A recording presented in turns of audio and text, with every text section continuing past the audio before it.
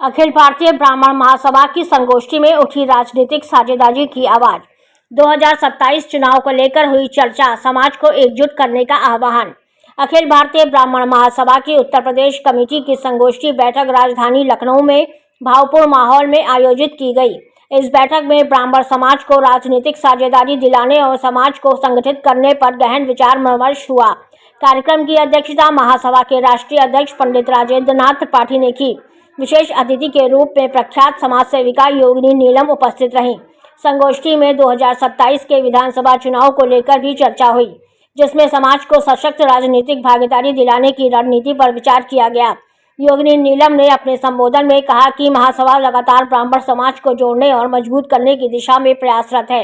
उन्होंने विशेष रूप से कहा, हमारा लक्ष्य केवल उच्च वर्ग तक सीमित नहीं है, बल्कि समाज के हर तबके के ब्राह्मणों को साथ लेकर चलना है। धीरे धीरे हम सभी को एकजुट कर रहे हैं और आने वाले समय में ब्राह्मण समाज एक सशक्त शक्ति बनकर उभरेगा। इस मौके पर बड़ी संख्या में संस्था के पदाधिकारी और कार्यकर्ता मौजूद रहे।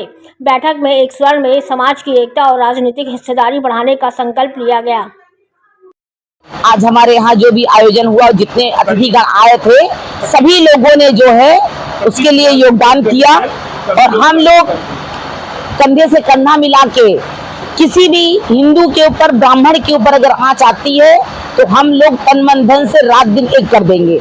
लेकिन अगर हमको अपने संगठन को मजबूत करना है तो हमें एक होना ही पड़ेगा।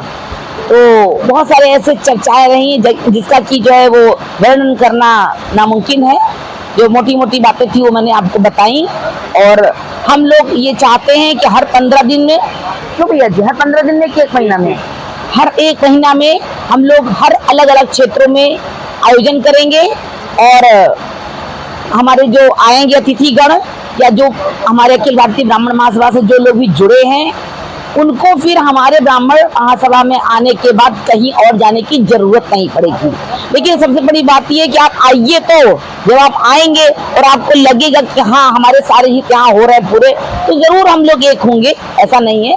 और जहाँ तक कोशिश है हमारी ये कि हम लोग एक हैं और एक रहेंगे। और हमारा जो ब्राह्मण वर्ग है वो उच्च है, उसको शिक्षा में भी उच्च कहा जाता है। हाँ, ये बात अलग है कि कहीं धन की कमी है तो आदमी अशिक्षित है।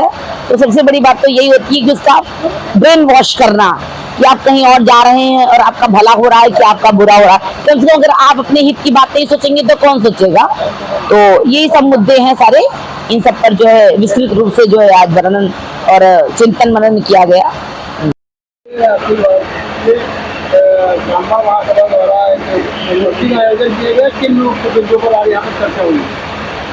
देखिए, अखिल भारतीय ब्राह्मण महासभा के तत्वावधान में उत्तर प्रदेश की ब्राह्मण बाहुल्य विधानसभाओं को चिन्हित करके प्रत्येक ब्राह्मण परिवार को संगठन से जोड़ने का अभियान आज 3 महीने से चल रहा है।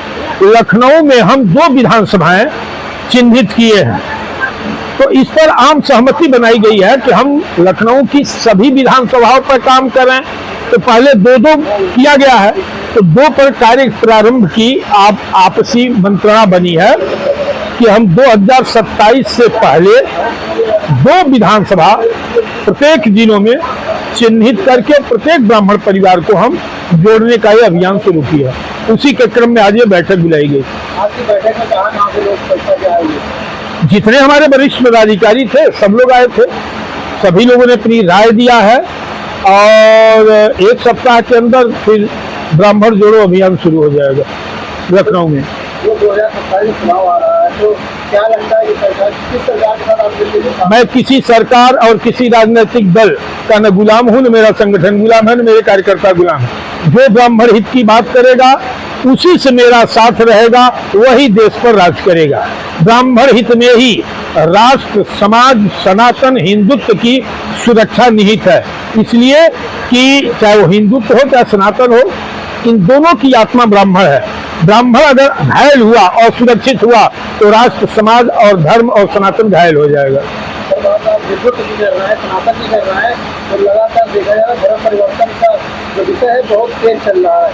जो हिंदू बहन बेटी है उसका धीरे-धीरे धर्म परिवर्तन है, उसके लिए आप सरकार क्या कर रहे हैं? कौन धर्म परिवर्तन कर रहा है? किसकी इतनी हिम्मत हो गई कि धर्म परिवर्तन?